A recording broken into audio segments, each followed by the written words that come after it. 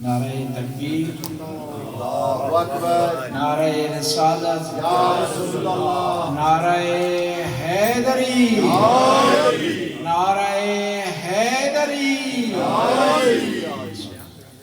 اعوذ باللہ من الشیطان الرجیم، بسم اللہ الرحمن الرحیم۔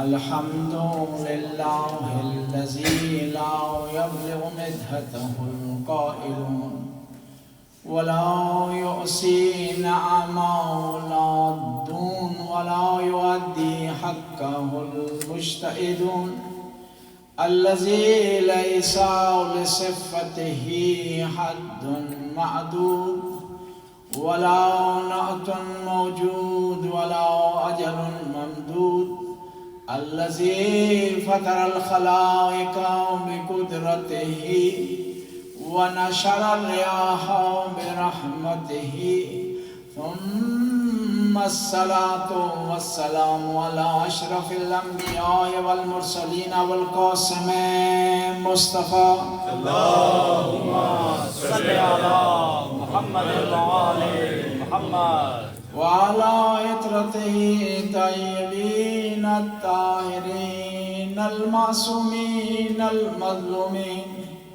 ولعنة الدائم على أعدائهم أجمعين من الآن إلى لقاء يوم الدين بسم الله الرحمن الرحيم قال الله سبحانه وتعالى في كتابه المجيد والفرقان الحميد وقوله الحق وأصدق الصادقين قل إن الموت الذي تفرون منه إنه ملاقيكم ثم تردون إلى عالم الغيب والشهادة فينبئكم بما كنتم تعملون صلى الله عليه وسلم اللهم صل على محمد وآل محمد۔ سب سے پہلے ہم جس مرحومہ مغفورہ کے لیے یہ مجلس کا انعقاد ہوا ہے ان کی ایصال ثواب کے لیے الفاتحہ مع الاخلاص والسلام۔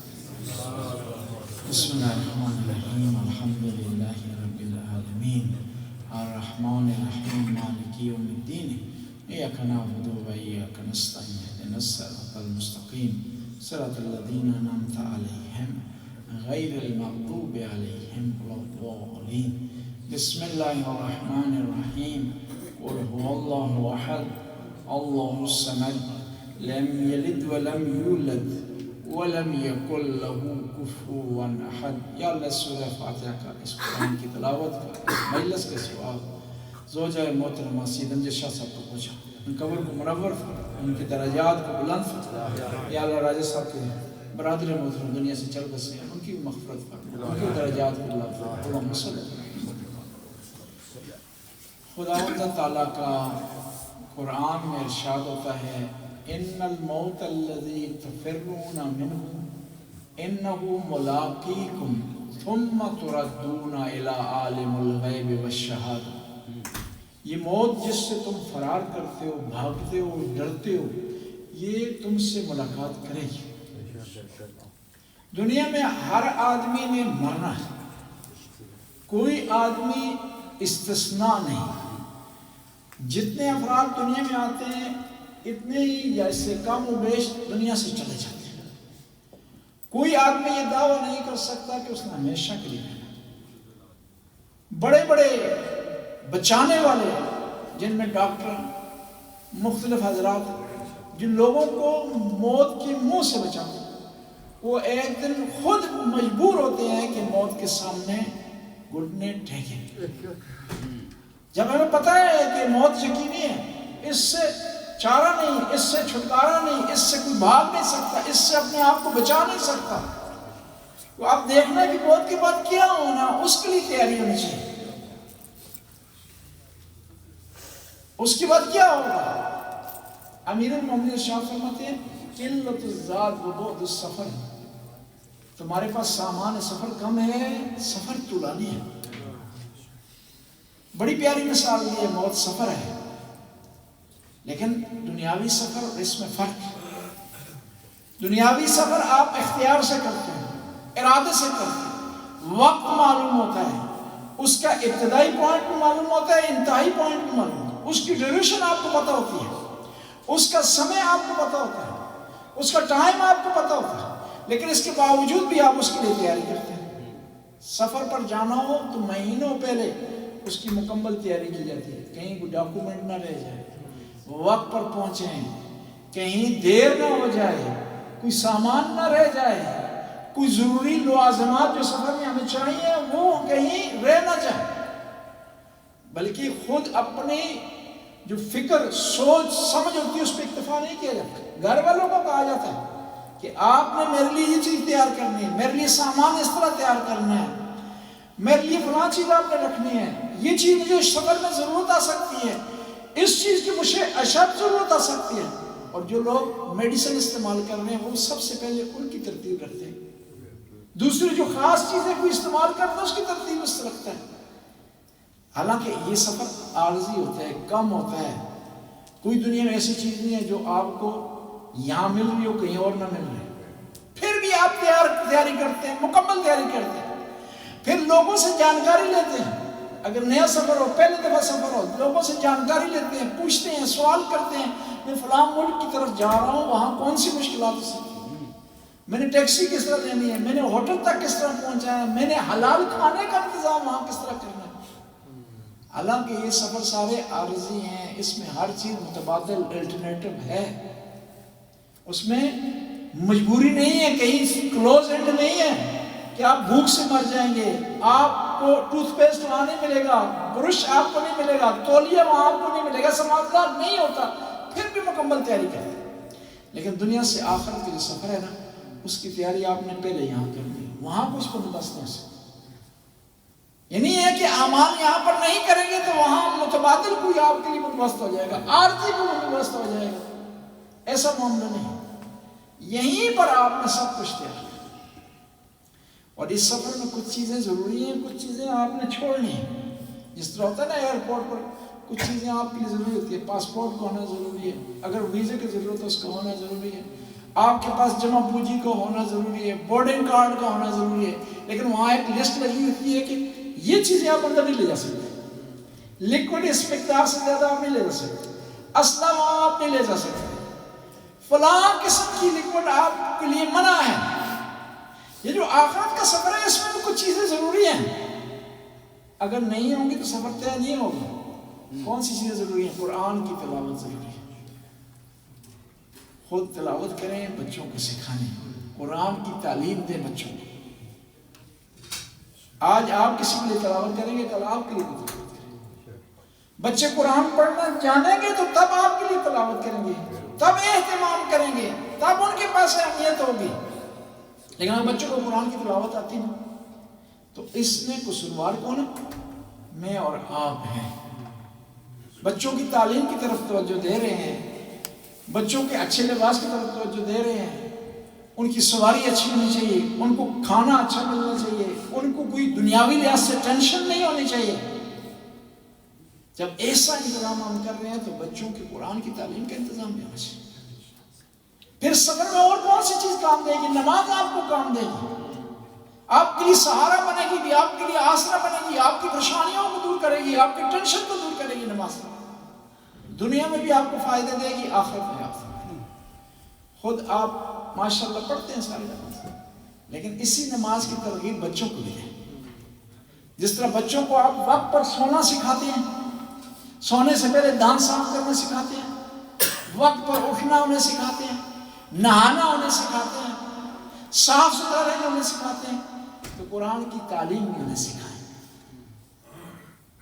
دو چیزیں پیغمبر نے چھوڑی ہیں آپ لوگوں کے لیے، کتنے کریم پیغمبر تھے، جاتے ہوئے آپ کے لیے انتظام کرتے ہیں، قرآن و اہل بیت، تاکہ میرے امتی، میرے چاہنے والے پریشان نہ ہو، ٹینشن کا شکار نہ ہو۔ جی نسخے دو تو دے کر دے گئے ہیں، دو سکرپٹ آپ کو دے رہے ہیں، قرآن و اہل بیت، خود بھی ان سے لگاؤ رکھیں، بچوں کو بھی سکھائیں۔ اور اہل بیت کے گھر پر بچے جو آ جائیں گے وہ کبھی گمراہ نہیں ہو سکتے، کبھی غلطی پر نہیں ہو سکتے، کوئی خطا سے نہیں ہو سکتے، لیکن بشرط ہے کہ آئیں اہل بیت کے دروازے، بشرطے کہ آئے امام بارگاہ میں، امام حسین کے گھر میں آئے، جہاں جو بچہ آ جائے گا نا، بی بی فاطمہ زہرا کی نگاہ اس پر پڑ جائے گی، اور جس پر بی بی کی نگاہ پڑ گئی اس کی دنیا بھی سنور جائے گی، آخرت بھی سنور جائے گی، لیکن بشرطے کہ آپ آئیں۔ بس میں عرض کر رہا تھا کہ سفر میں آپ نے کیا لے جانا؟ قرآن آپ کو چاہیے، نماز آپ کو چاہیے، واجبات آپ کو چاہیے، خمس کی ادائیگی آپ کو چاہیے۔ آپ اپنے لیے سارا کا انتظام کرتے ہیں، اپنے حقوق حاصل کرنے کی کوشش کرتے ہیں، لیکن اہل بیت کا اگر حق ادا نہیں کریں گے تو آپ نے گویا کوئی حق ادا نہیں کیا۔ خمس اہل بیت کا حق ہے، یہ آپ نے دینا ہے، بلکہ خوش قسمت ہے کہ اہل بیت آپ سے قبول کر رہے ہیں، ورنہ اہل بیت کو آپ کو پیسوں کی، آپ کے مال کی، آپ کی پراپرٹی کی ضرورت نہیں ہے۔ اہل بیت اگر چاہتے ہیں نا تو اس لیے کہ آپ کا بھلا ہو، جس طرح حور کے لیے اہل بیت نے چاہا، جی جس طرح حبیب ابن مظاہر کے لیے چاہا۔ میں آپ سے پوچھتا ہوں کہ اگر حبیب ابن مظاہر میدان میں نہ آتے تو جنگ میں تو کوئی فرق نہیں آنا، جی حور اگر نہ آتے تو آئے شہادتیں لیٹ ہو جاتی نہیں۔ کس لیے امام حسین نے بلایا؟ کہ محبت کرتے تھے، چاہتے تھے کہ ایسا نہ ہو کہ میں چلا جاؤں میرا حبیب میرے ساتھ جنت میں نہ ہو، کہ ایسا نہ ہو کہ میں چلا جاؤں جنت میں اور میرا حور میرے ساتھ نہ ہو۔ میں آپ سے سوال کرتا ہوں، امام حسین نے ایک رات کی مہلت مانگی، جی کیا امام حسین مزید فوج اکٹھا کرنا چاہتے ہیں؟ کوئی پلان تھا امام کے پاس؟ نہیں، چاہتا تھے کہ یہ جو لشکر سامنے کھڑا ہے نا، اس کے لیے اتمام حجت ہو جائے، کل قیامت کو یہ نہ کہ لشکر کہ نواز رسول نے تو مہلت نہیں دی، ایک رات مزید ٹھہر جاتے تو ہم آ جاتے۔ کہتے ہیں کہ صبح کی اذان سے پہلے غازی عباس نے دیکھا کہ امام حسین کے خیمے کے پیچھے دو آدمی کھڑے، بے چین ہو گئے، وہ میرے ہوتے ہوئے حسین کے خیمے کے قریب آ جائے، آگے بڑھے، پوچھو کون؟ کہنے لگے کہ ہم نے امام حسین کے قرآن کی تلاوت کی آواز سنی ہے، متاثر ہو گئے، امام کے ہاتھ پر بیعت کرنا چاہتے ہیں۔ کہا ملنا چاہتے ہو؟ کہا ملنا چاہتے ہیں، امام کی فوج میں آنا چاہتے ہیں، توبہ کرنا چاہتے ہیں، استغفار کرنا چاہتے ہیں۔ غازی نے کہا ملنا چاہتے ہیں، لیکن میں ہوں یہاں پر نگہبان، میرے اصولوں پر چلنا پڑے گا۔ کیا اصول؟ کہا اپنے جوتے اتار دو اور تلواریں میرے حوالے کر دو۔ کہا کیوں؟ کہا ایسا نہ ہو تمہاری تلواروں کی آوازوں سے حسین کے بچے جاگ اٹھیں اور میرے ہوتے ہوئے حسین کے بچے گھبرا جائیں، یہ ہو نہیں سکتا۔ بس میں عرض کر رہا تھا کہ اہل بیت آپ کس گھر میں بلاتے ہیں تو اہل بیت کو ضرورت نہیں ہے، آپ کو ضرورت ہے، آپ سے محبت کرتے ہیں کہ آپ کو اپنے گھر میں بلاتے ہیں۔ اب آپ کو جب بلا لیا اہل بیت نے، آپ کو دعوت دے دیے، اتمام حجت کر دیے، اب آپ کو چاہیے کہ مزید آگے بڑھے، اس گھر میں آ کر کچھ حاصل کریں، خود بھی حاصل کریں اور بچوں بھی۔ میں عرض کر رہا تھا کہ اس سفر میں کچھ سامان چاہیے، اور سفر میں کچھ چیزیں منع ہوتی ہیں، ساتھ لے جاتے ہیں، اور جب تک ہوگی پریشانی ہوتی ہے۔ یہ بھی دنیا سے آخرت کا سفر ہے۔ میں آپ کو آسان سی مثال کے ذریعے عرض کرتا ہوں۔ آپ سفر کر رہے ہیں گاڑی میں، آپ کے پاس لائسنس نہیں ہے، اول سے آخر تک پریشان ہیں، گاڑی چلا سکتے ہیں، لائسنس نہیں ہے، آپ پریشان ہیں، کسی بھی جگہ کہیں کسی وقت بھی آپ کو پولیس روک سکتی ہے۔ بس دنیا سے آخرت کا سفر ہے، اس میں بھی آپ کو لائسنس چاہیے۔ یہ کون سا لائسنس؟ علی کی محبت کا لائسنس چاہیے آپ کو۔ کتنی نمازیں آپ کو نہ آتی ہوں، کتنے روزے آپ نے رکھے ہوں، سب کو بجا لائے ہو، لیکن علی کی محبت کا لائسنس نہیں ہے کہ سفر مشکل رہے گا، کہیں آپ کو روکا جا سکتا ہے، کہیں آپ کے لیے جرمانہ ہو سکتا ہے، کہیں آپ کی گاڑی بند ہو سکتی ہے۔ اور آپ سفر میں جا رہے ہیں، لائسنس بھی ہے، سب کچھ ہے، لیکن آپ کی ساتھ والی سیٹ پہ جو آدمی بیٹھا ہے نا، وہ کرمنل ہے، حکومت کو، پولیس کو وانٹڈ ہے، مطلوب ہے۔ آپ کے پاس سارا کچھ ہے، لیکن کیا ہے، اس آدمی کی وجہ سے وہ بھی پریشان ہے، آپ بھی پریشان ہے۔ دنیا سے آخرت کا سفر اسی طرح ہے۔ اگر کوئی دوست ایسا چنا ہے نا جی جو اہل بیت سے محبت نہیں کرتا وہ اہل بیت کا مجرم ہے. ایسا دوست چنا ہے جو اہل بیت کی سیرت پہ چلتے ہوئے نماز نہیں پڑھتا. آپ کا سب کچھ ٹھیک ہے, اس دوست کی وجہ سے آپ کو پریشانی لاحق ہوگی. تو دوست اپنا چنتے ہوئے اس میں دقت کریں. دوست ایسا ہونا چاہیے جو اس دنیا میں بھی کام آئے اور آخرت میں بھی کام آئے. تو امام حسین نے بتا دیا کربلا سے کوفے کو حبیب بن مظاہر کے لیے خط لکھ کر بتا دیا کہ دوست اس طرح ہونا چاہیے. حبیب بن مظاہر کو بلایا کہاں سے؟ کوفے سے. یہ چاہتے تھے دنیا میں بھی دوست ہو اور آخرت میں بھی دوست ہو. آپ بھی کوشش کریں ایسا آپ کا دوست ہو پہلے تو آپ کو جنت میں لے جانے کا سبب فراہم کریں. یہ پھر دوست ایسا ہو جو یہاں پر بھی دوست ہو اور آخرت میں بھی دوست ہو. ایسا دوست ہو آپ کے دنیا سے جانے کے بعد آپ کے لیے فاتحہ پڑھے, آپ کے لیے قرآن کی تلاوت کرے, آپ کے لیے مجالس کا انتظام کرے. تو تب دوستی میں آپ کامیاب ہیں. اور دوست بنانا بھی ضروری ہے. دوست کے بغیر انسان نامکمل ہے, اس دنیا میں بھی نامکمل, آخرت میں. امیر المومنین علیہ السلام ارشاد فرماتے ہیں اللہم صلی علی محمد وعلی عاجز الناس من عجز عن اکتساب الاخوان وعاجز منہ من ضایا ظفر بہ. سب سے کمزور آدمی ہے جو دوست نہ بنا سکے, اس سے بھی زیادہ کمزور ہوا جو بنے بنائے دوست ضائع کر دے. دوست پال کر ضائع ہو جاتے ہیں جی آپ کی بد اخلاقی کی وجہ سے, آپ کے جھوٹ بولنے کی وجہ سے, آپ کی بد اخلاقی کی وجہ سے, برے وقت میں کسی کے کام نہ آنے کی وجہ سے. بس ہر وہ کام کریں جس سے لوگ آپ کے دوست بن جائیں, آپ سے محبت کریں, آپ سے پیار کریں, آپ سے لگن کا اظہار کریں. امیر المومنین بڑا پیارا جملہ کہا ہے, جملہ کا قربان جاؤں امیر المومنین فرماتے ہیں خالط الناس مخالطۃ ان متم بکو علیکم وَإِنْ عِشْتُمْ عَنُوا عَلَيْكُمْ. لوگوں سے اتنا پیار اور محبت سے اتنا پیار سے رہو کہ تم زندہ ہو تو لوگ تمہارے ارد گرد گھومیں, اور دنیا سے چلے جاؤ تو لوگ تمہارے لیے اشک بار ہو جائیں, رونا شروع کر دیں. بس اس طرح ہونا چاہیے وہ دوست کو اتنے پیار سے آپ رہے. میں عرض کر رہا تھا دنیا سے آخرت کا سفر ہے.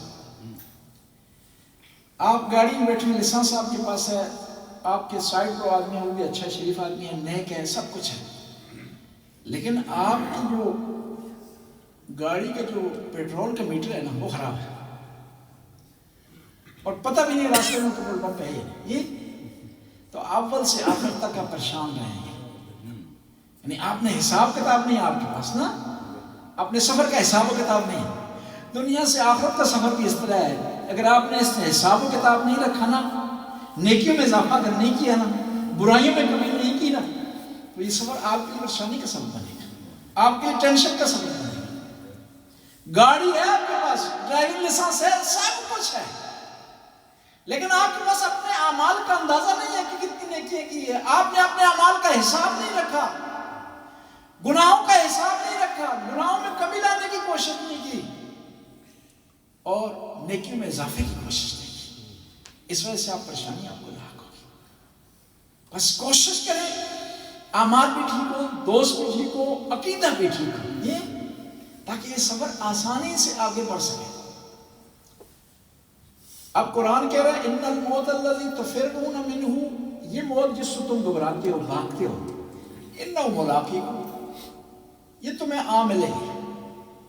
پھر ایک اور جگہ قرآن شاد ہوتا ہے یدرککم الموت, موت تمہیں آ لے گی, پا لے گی.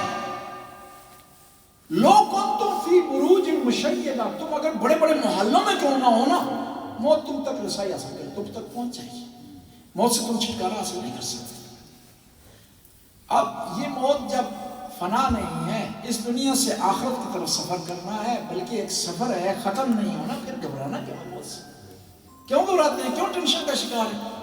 سارے فرشتوں سے محبت کرتے ہیں, اسرائیل سے سارے لوگ ڈرتے ہیں, سارے لوگ نفرت کرتے ہیں. جی اللہ کو خدا کی طرف سے معمور ہے, وہ اپنی طرف سے کوئی کام نہیں کرتا. اور اسرائیل کا یہ کمال ہے, وہ کسی کو پوچھتا نہیں. جگہ کا انتخاب آپ کے ہاتھ میں نہیں. ٹائم کا انتخاب آپ کے ہاتھ میں ہے، کسی سے وہ اجازت نہیں دیتا، لیکن واحد ہستی ہیں، ایک واحد گھر ہے جہاں آنے کے لیے اسرائیل بھی اجازت دیتا تھا، وہ گھر ہے فاطمہ الزہرا سلام اللہ علیہا۔ اللہم صل علی محمد وآل محمد۔ ایک غلاموں کی طرح دروازہ کھٹکھٹایا کرتا تھا۔ میں عرض کروں، جملہ عرض کروں آپ کہتا ہوں، اگر آپ بھی چاہتے ہیں نا کہ اسرائیل آپ پر سختی نہ کرے، یہ وہ آپ سے اجازت دے، تو اس ہستی کے غلام بن جائیں جس سے اجازت دیتا تھا۔ اس ہستی کے غلام بن جائیں گے تو یہ آپ کو ٹینشن نہیں دے سکتا۔ بس میں عرض کرتا کہ کیوں موت سے لوگ گھبراتے ہیں، کیوں ڈرتے ہیں؟ پیغمبر نے بڑا پیارا ارشاد فرمایا، فرمانے لگے کہ اس کی دو وجہ ہیں۔ ایک وجہ یہ ہے کہ تمہیں جان پہچان نہیں ہے موت کی، موت کیا ہے، تمہیں آشنائی نہیں، جانکاری نہیں، اور تم نہیں چاہتے کہ ایک جان پہچان والی جگہ سے ایسی جگہ چلے جاؤ کہ جہاں سے متعلق تمہیں جانکاری نہیں۔ میں اس دن بھی عرض کر رہا تھا، نام لینا مناسب نہیں ہے، سویڈن میں ہوا اس طرح کہ کچھ لوگوں کو ڈپورٹ کر رہے تھے، وہ نہیں ڈپورٹ ہونا چاہتے تھے، آخر میں پولیس والوں نے بے ہوشی کے ٹیکے لگائے، ٹیکے لگا کر بے ہوش کر کے جہاز میں ڈالا، ان کے ملک میں نہ ہوش آئی۔ جی یعنی انسان کیا ہے، اچھی جگہ سے بری جگہ نہیں جانا چاہتا، لیکن دنیا کی ہر اچھی جگہ سے بری جگہ جانے کے لیے جانے کو انسان روک سکتا ہے، لیکن موت کے سامنے انسان کچھ بھی نہیں کر سکتا۔ وکیل لے کر اپنے آپ کو رکوا سکتا ہے، رشوت دے کے رکوا سکتا ہے، ڈپورٹ ہونے سے روک سکتا ہے، پیسے دے کر کے ڈپورٹ ہونے سے روک سکتا ہے، اپیل کر کے ڈپورٹ ہونے سے روک سکتا ہے، پولیس سے بھاگ کر کے ڈپورٹ ہونے سے روک سکتا ہے، لیکن موت ایسا سفر ہے جس سے کوئی بچ نہیں سکتا۔ جانکاری نہیں، اس وجہ سے انسان کو ہوتا ہے۔ حضرت داؤد علیہ السلام اللہ کے نبی ہیں نا، تو فرشتہ آیا ان کے پاس، ملک الموت، جی آپ کا ٹائم ہو گیا جی، آئیں چلیں جی، گھبرا کے پریشان ہو کے کہنے لگے کہ مینو آپ کو چاہیے تھا کہ مجھے تھوڑا پہلے اطلاع دیتے، پیغام بھیجتے، میں لنگ آنی چاہیے تھی جی، ایڈوارشن آنی چاہیے تھی جی، مجھے سنیا کہتے ہیں نا ہماری زبان میں، سنیا آنا چاہیے تھا۔ حضرت داؤد نے کہا کہ یہ کیا مسئلہ ہے جی، مجھے پہلے اطلاع ہونی چاہیے تھی تو پھر میں چلا جاتا۔ تو اسرائیل نے بڑا پیارا جواب دیا، کہا بتائیں کہ آپ کی جو پھوپھی ہے وہ کہاں ہے؟ کہا فوت ہو گئی۔ کہا وہ جو فوت ہوئی ہے نا، اس کا فوت ہونا تمہارے لیے سنیا تھا، تمہارے لیے ایڈوارشن جی، آج یہ جا رہی ہے، کل تم بھی جا سکتے ہو، اور تجھ سے زیادہ صحت مند تھی، تجھ سے زیادہ جوان تھی، تجھ سے زیادہ پیسے والی تھی۔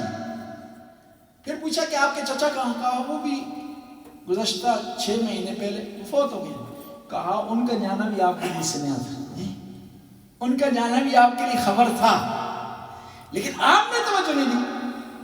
اب ہمارا قصور نہیں ہے، ہم نے تو آپ کو پیغام دیا تھا، یہ آپ کا قصور ہے کہ آپ نے اس کی طرف توجہ نہیں دی۔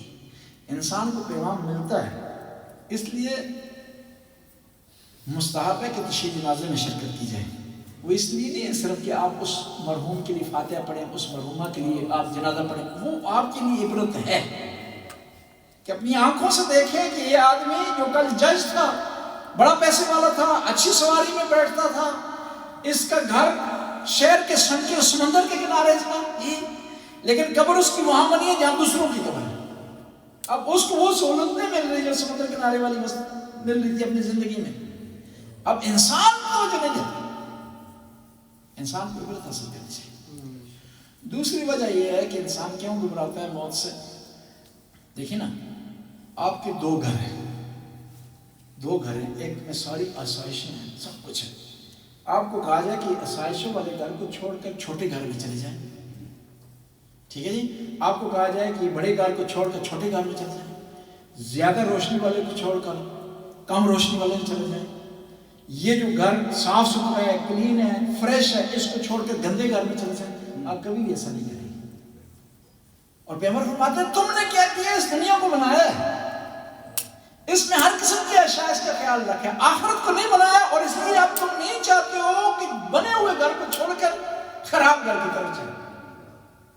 حالانکہ ایسا ہونا چاہیے تھا کہ انسان اس گھر کی طرف زیادہ توجہ دیتا، میں آپ سے ایک سوال کرتا ہوں، آپ ایک گھر سے پلٹتے ہونا چاہتے ہیں، ٹھیک ہے، دوسرے گھر میں جانا چاہتے ہیں، تو آپ اپنے لیے آسائش کا انتظام جہاں جا رہے ہیں وہاں کریں گے یا جس کو چھوڑ رہے ہیں؟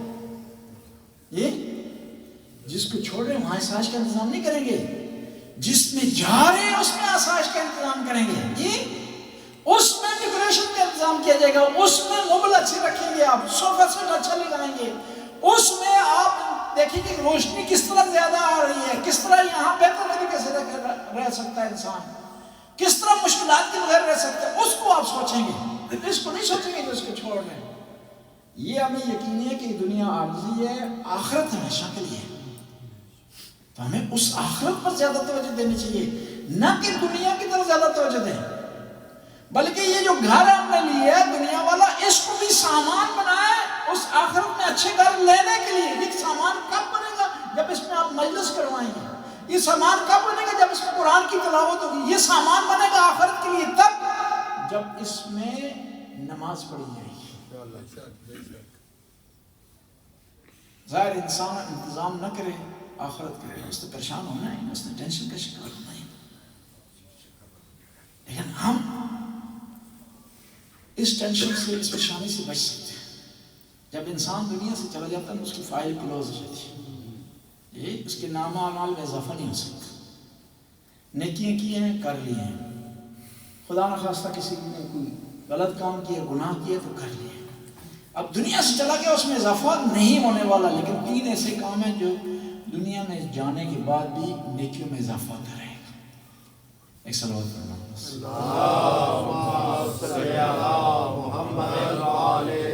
کون سے 3 کام ہیں جو آپ کی دنیا سے جانے کے بعد بھی آپ کی نیکیوں میں اضافے کا سبب بن سکتے ہیں؟ ولد صالح، نیک اولاد، علم ینتفع، آپ نے کوئی علم کا انتظام کیا جس سے لوگوں کو فائدہ پہنچائے، اسکول بنا دیا، مدرسہ بنا دیا، جی۔ تیسرا صدقہ جاریہ، صدقہ جاریہ، یعنی ایسا جاری و ساری کام جس سے خلق اللہ، خدا کی مخلوق فائدہ اٹھا رہے ہیں، کیا وہ آپ کے نیکیوں کا سبب بن سکتا ہے۔ آپ دنیا سے چلے گئے ہیں، آپ کوئی کام نہیں کر سکتے، نماز نہیں پڑھ سکتے، روزہ نہیں رکھ سکتے، حج بجا نہیں جا سکتے، اپنے اعمال میں اضافہ نہیں کر سکتے، لیکن یہ 3 کام ابھی کیے ہیں تو اس کا فائدہ مرنے کے بعد بھی آپ کو ملے۔ یہ اس چیز سکھانے کے لیے نواسہ رسول میدان کربلا۔ امام زین العابدین سے کسی نے سوال کیا نا، کہا کہ مولا مجھے بتائیں کہ آپ کے جو بابا کے جو صحابی تھے، وہ موت سے پہلے ان کی کیا پوزیشن تھی؟ بڑا پیارا جملہ کہا ہے امام نے، اب آپ کی خدمت میں اس کی عربی پڑھتے ہیں۔ لما اشتدت الامر بالحسین فی کربلا، مولا زین العابدین فرماتے ہیں جب دشمن نے گھیرے میں لے لیا، زندگی تنگ کر دی میرے بابا پر، کان الحسین و اصحابہ تشرق الوانہم، ان کے چہرے نور سے چمک رہے تھے، وتہدت جوارحہم وتسکن نفوسہم، ان کے نفسوں میں آرامش اور سکون دکھائی دے رہا تھا، وَيَقُولُونَ بَعْضُهُمْ لِبَعْضٍ لَا نُبَالِي بِالْمَوْتِ، وہ ایک دوسرے کو کہہ رہے تھے شہادت کی مبارک ہو، ہم موت سے نہیں ڈرتے۔ یعنی شہداء کربلا اس طرح تھے۔ شب عاشور کو جب امام حسین نے کہا نا کہ میرے ساتھیوں چلے جاؤ، نہیں، یہ دشمن میرے در پہ ہے، یہ مجھے پا لے گا تو میں کچھ نہیں کہے گا، اور 2 گارنٹیاں بھی دیتا ہوں، محفوظ نکلنے کی گارنٹی بھی دیتا ہوں، مجھے پتہ ہے راستے کا کہاں سے بچ کر نکلا جا سکتا ہے۔ دوسرا شفاعت کی گارنٹی بھی دیتا ہوں کہ قیامت کے دن میرے نانا شفاعت کریں گے، ایسا نہیں ہے کہ تم اگر چلے جاؤ گے شفاعت نہیں ہوگی۔ ایک صحابی تھے، وہ اٹھ کھڑے ہوئے، عبد الرحمن ان کا نام تھا، اٹھ کر کھڑے ہوئے، کہا یا ابن رسول اللہ، ناقابل جانا، شاید کاش کہ تم جس سے بہتر و قیمتی چیز میرے پاس ہوتی، میں آپ پر قربان کرتے تھے، اور مجھے 1000 دفعہ اگر قتل کیا جائے، دوبارہ زندہ کیا جائے نا، پھر بھی میں تیار ہوں اپنے آپ کو آپ پر قربان کیا کر دوں۔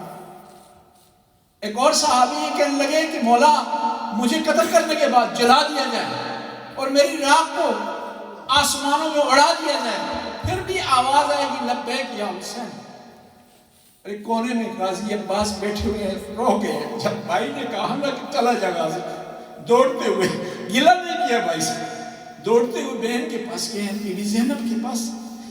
کہا بہن بھائی نے کہا کہ غازی تو چلا جا، مجھے بتا کہ مجھ میں بھائی نے کیا دیکھا ہے کہ مجھے کہہ رہا ہے کہ چلا جا، میں چلا جاؤں اور پھر لوگوں سے سوال کروں کہ میرے بھائی کے ساتھ کیا ہو. شب عاشور گزر گئی، روز عاشور گزر گیا. اب شان ولیمہ آ گئی. بی بی نے تمام بچوں کو اکٹھا کیا، اکٹھا کرنے کے بعد سلایا. کیا دیکھتی ہیں بی بی؟ ایک گھوڑا سوار دور سے قریب آ رہا ہے.